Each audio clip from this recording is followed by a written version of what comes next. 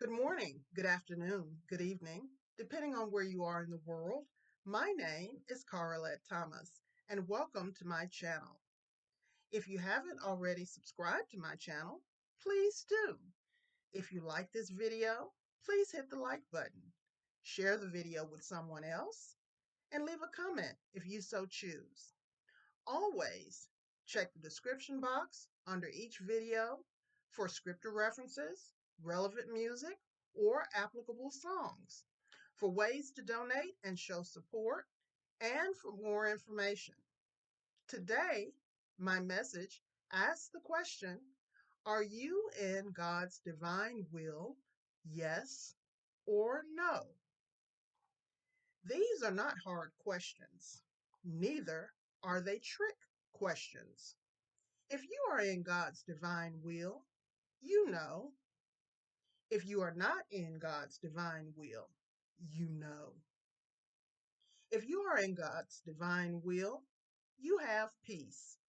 If you are not, you are most probably trying to make peace or find peace. Good luck with that, because peace is only found when we obey God fully and completely without delay. This is why real peace often escapes many. I recently recorded a poem, A Conscience Call, and at the time of my recording of today's message, it has a low amount of views in comparison to the others. Why? We could say it was because I posted it the day before a major holiday. But so did many other content creators, and I watched their videos.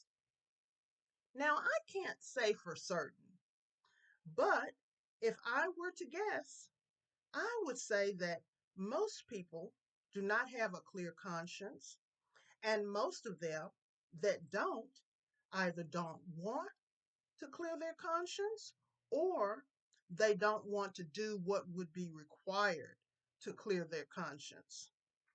Putting aside pride is hard work. It is heart work.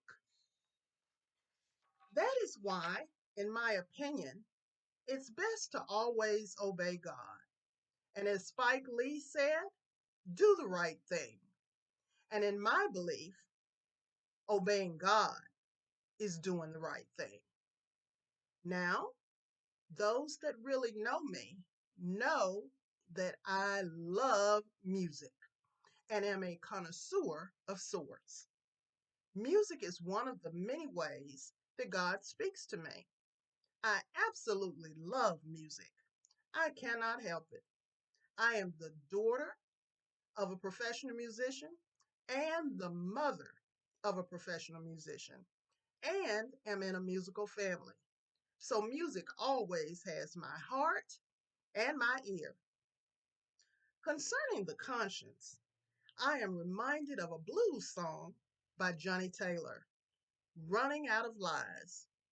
In this song, which I will leave in the description box, he says, if my conscience doesn't bother me, I sure ain't gonna bother my conscience. Now, as a writer myself, I must admit that's a slick line. But truth be told, a lot of people live that way.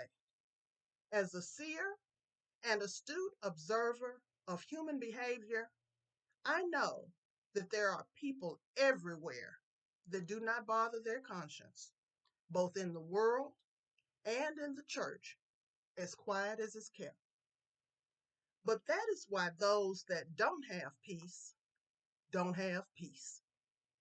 Again, are you in God's divine will? Yes or no? If you say you don't know, it is highly likely that you are not. You may not know what God's divine will is, but you should know where you are in reference to it. We must understand that there is a huge difference between God's divine will and God's permissive will. God's divine will is God ordained. It is about God's kingdom. It is what God has planned and ordered for our lives for the greater good because He is God. It has His blessing and His protection and His guidance and His direction. God's permissive will is God allowed. It is not God approved. He is not obligated to bless it, protect it, guide it, nor direct it, though He may, if He so chooses. An example of God's divine will is the birth of Isaac, the son of Abraham and Sarah. An example of God's permissive will is the birth of Ishmael, the son of Abraham and Hagar. God promised, and promise was Isaac. That was the blessing. Being in God's permissive will does not change what God has already promised in His divine will. Because God cannot lie, per Numbers 23, verses 19 through 20.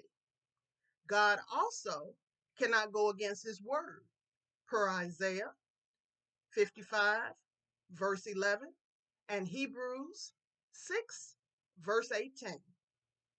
Now, we should not ever think that just because God allows something, He approves of it.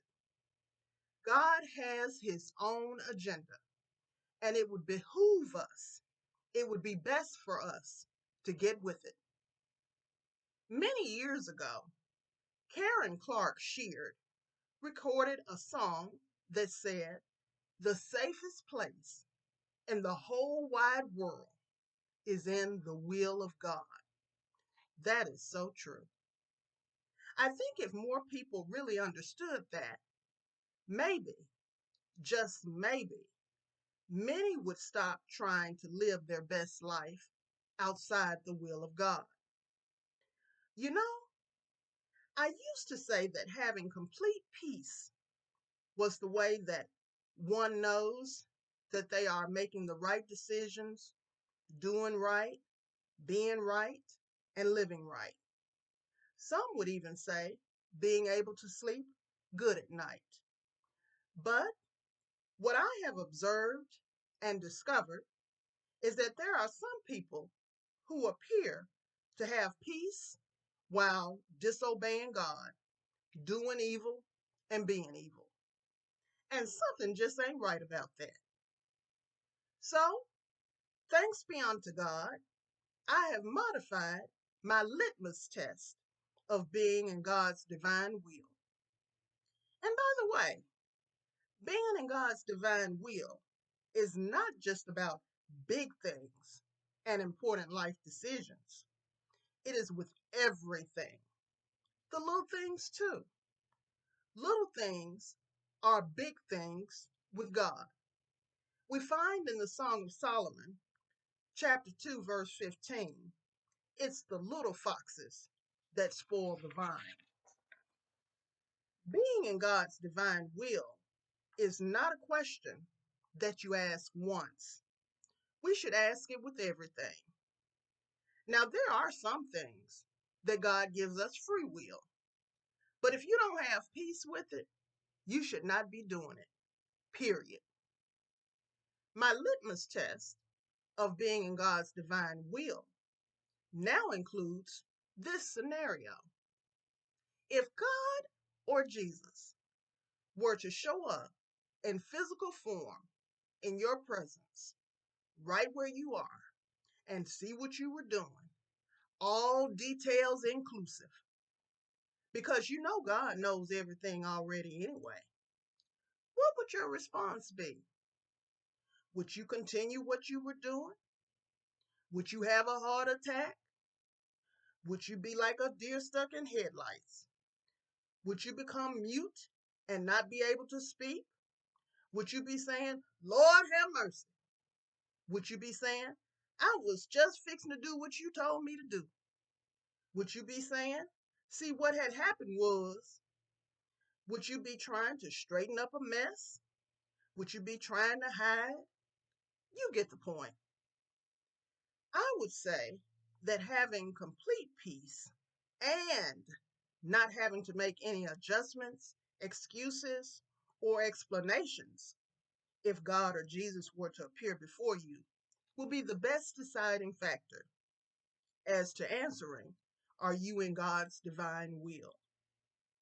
Now, know that whether they show up or not, they know what we are doing, they know what we know, and they know what they have told us.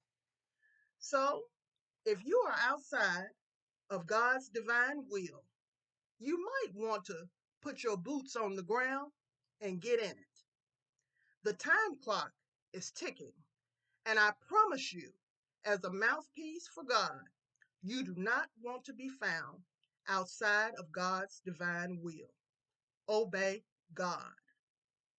Thank you for listening and for supporting my channel.